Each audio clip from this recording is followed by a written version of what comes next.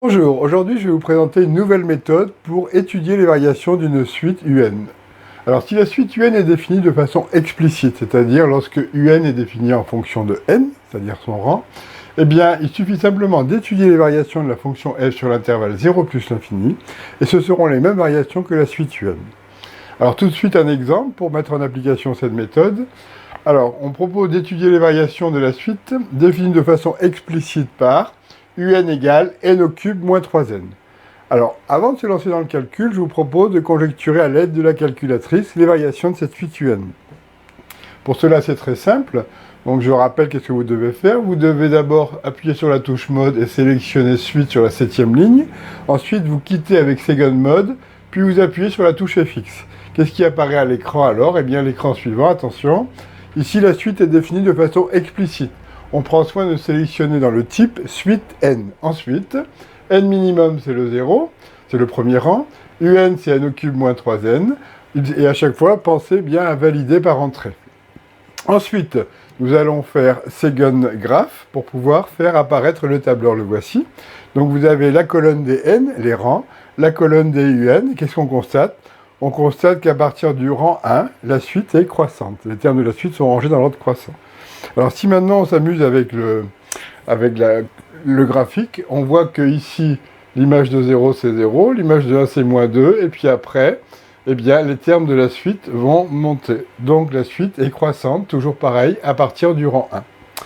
Donc nous avons donc conjecturé que la suite UN est croissante à partir du rang 1. Nous allons maintenant l'établir à l'aide de la méthode. Alors, tout d'abord, nous allons étudier les variations de la fonction f définie sur l'intervalle 0 plus l'infini par f de x égale x au cube moins 3x. Première étape, calcul de f' de x. Alors, pour calculer la dérivée, on répond à la question suivante. S'agit-il d'une somme, du produit d'un réel par une fonction, du produit de deux fonctions, l'inverse, le quotient? Hop, on répond, c'est la somme de deux termes. Le premier terme, c'est x au cube, et le deuxième, c'est moins 3x. Alors on applique bien évidemment la formule qui dit que la dérivée d'une somme, c'est la somme des dérivées. Il ne reste donc plus qu'à calculer les dérivées des deux termes. Le premier terme c'est x au cube et le deuxième c'est moins 3x. Pour calculer ces dérivées, on utilise le tableau de la dérivée des fonctions de référence et le cas échéant, le tableau numéro 1. Alors, quelle est la dérivée de x au cube? Si je regarde sur la ligne du cube, f de x égale x au cube, sa dérivée c'est 3x au carré. Donc là ça va très vite, la dérivée de x au cube c'est 3x au carré. Ensuite, pour dériver la dérivée de moins 3x, là c'est très simple, on va utiliser la propriété qui dit que la dérivée d'une constante fois une fonction, c'est la constante fois la dérivée de la fonction. Ensuite, la dérivée de x, eh bien c'est une fonction de référence. Donc vous allez voir que la dérivée de l'identité x, c'est 1. Donc on va avoir moins 3 fois 1, et moins 3 fois 1, ça fait moins 3. Voilà, donc je détaille énormément ces calculs, c'est parce que ce soit bien clair pour tout le monde. Ensuite, qu'est-ce qu'on va écrire sur la copie? Eh bien, la dérivée de x au cube moins 3x, c'est la dérivée de x au cube moins la dérivée de 3x. La dérivée de x au cube, c'est 3x au carré. La dérivée de 3x, c'est 3 fois la dérivée de x. 3x au carré moins 3 fois 1, parce que la dérivée de x, c'est 1. Et voilà, on a obtenu la dérivée 3x au carré moins 3x. L'étape numéro 2, nous allons étudier le signe de la dérivée, et le signe de la dérivée nous donnera les variations de la fonction f. Alors, donc, alors 3x au carré moins 3, qu'est-ce que c'est? Eh bien, c'est un polynôme du second degré. Je vais donc utiliser la troisième ligne du tableau ci-dessous. La troisième ligne, elle va me donner ceci. C'est la méthode pour étudier le signe d'un polynôme du second degré. Alors, quand delta est positif, le polynôme sera du signe de a à l'extérieur des racines et du signe de moins a à l'intérieur. Si delta est égal à 0, il est toujours du signe de a et s'annule pour la racine moins b sur 2a. S'il est négatif, il sera toujours du signe de a, ne s'annulera jamais. Donc, nous allons donc identifier les différents coefficients.